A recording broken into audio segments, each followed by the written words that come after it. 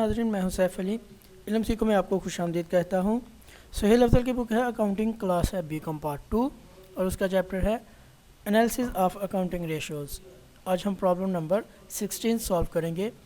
The balance sheet of Star Limited as at 31 December 2010 is given below.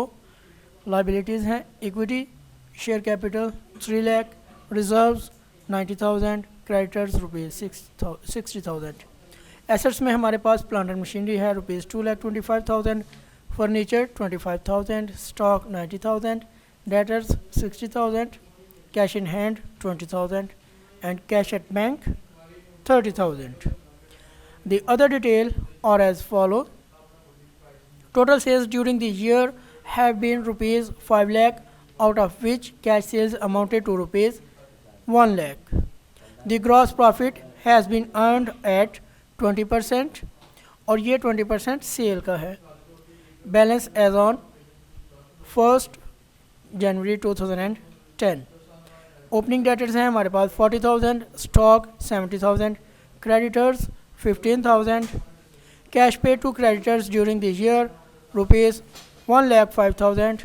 You are required to calculate the following ratios: current ratio, asset test ratio, debtors turnover ratio, creditors turnover ratio और stock turnover ratio. तो सबसे पहली ratio है current ratio, और current ratio का formula है current assets divided by current liabilities.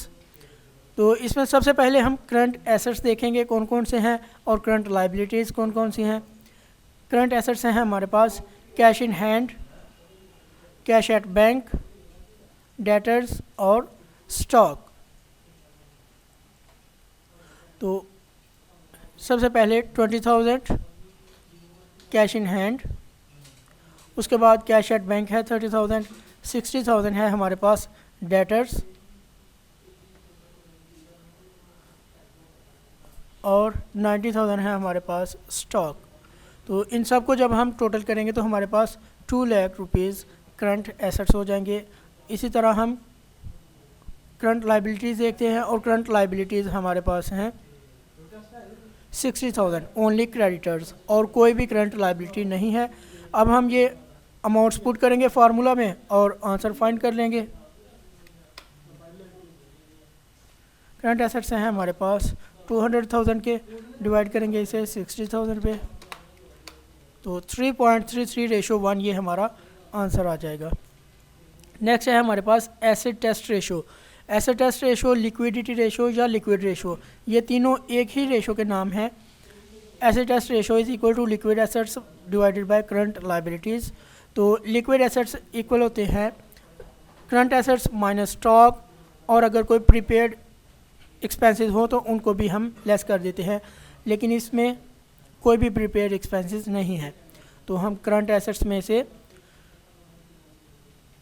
Stock को less करेंगे तो 1,10,000 हमारे पास लिक्विड एसेट्स आ जाएंगे, और करंट लाइबिलिटीज़ ऑलरेडी हमारे पास मौजूद हैं।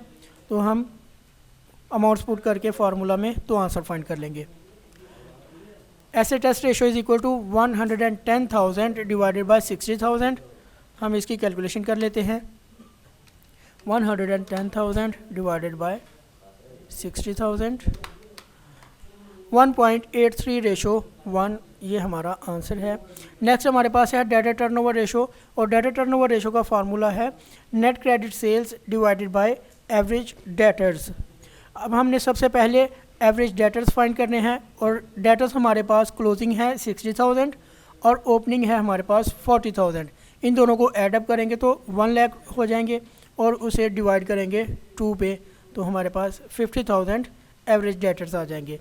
और इसी तरह हम सेल्स को देखते हैं। सेल्स हमारे पास 5 लाख रुपए पहले ही मौजूद हैं, इसमें कोई भी और चीज़ नहीं ऐड होगी, लिहाजा हम एवरेज डेटर्स को नेट क्रेडिट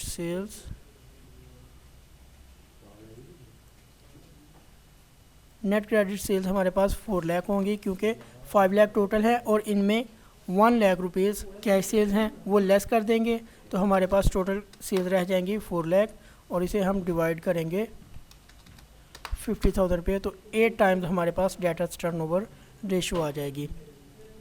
नेक्स्ट हमारे पास रेशो है creditor turnover ratio. Creditor turnover ratio का फार्मूला है net credit purchases divided by average creditors.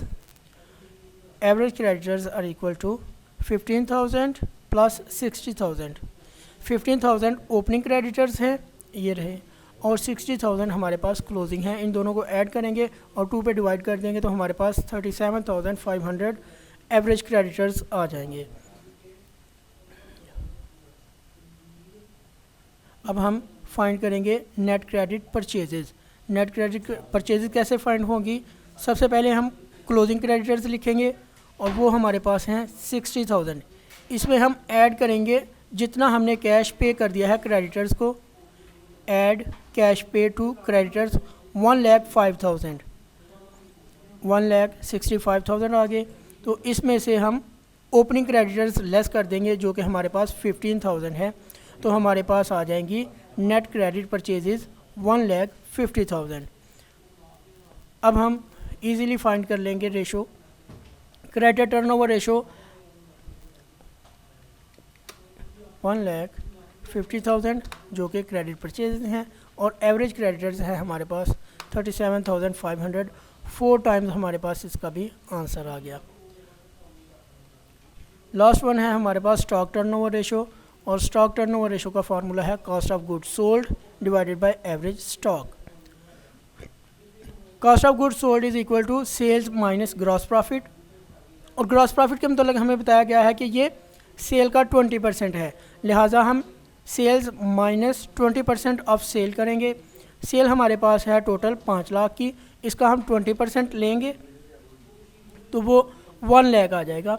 5 lakh में से 1 लाख रुपए हम माइनस करेंगे तो 4 लाख रुपए हमारे पास CGS आ जाएगी। अब हम एवरेज स्टॉक फाइंड करेंगे। ओपनिंग स्टॉक हमारे पास मौजूद है 70,000 और क्लोजिंग स्टॉक है हमारे पास 90,000। इन दोनों को ऐड करके 2 पे डिवाइड करेंगे। 70,000 प्लस 90,000 डिवाइडेड बाय 2, तो 80,000 हमारे पास एवरेज स्टॉक आ जाएगा। फार्मूले की जो रिक्वायरमेंट्स थी CGS और एवरेज स्टॉक दोनों अमाउंट्स हमारे पास हैं। अमाउंट्स पुट करेंगे और आंसर फाइंड कर लेंगे। Stock turnover ratio is equal to 4 lakh divided by 80,000। 4 lakh divided by 80,000। 5 times हमारे पास आंसर आ गया स्टॉक टर्नओवर रेशो का। तो यहीं पे हमारा सवाल कंप्लीट होता है। शुक्रिया नाजरीन।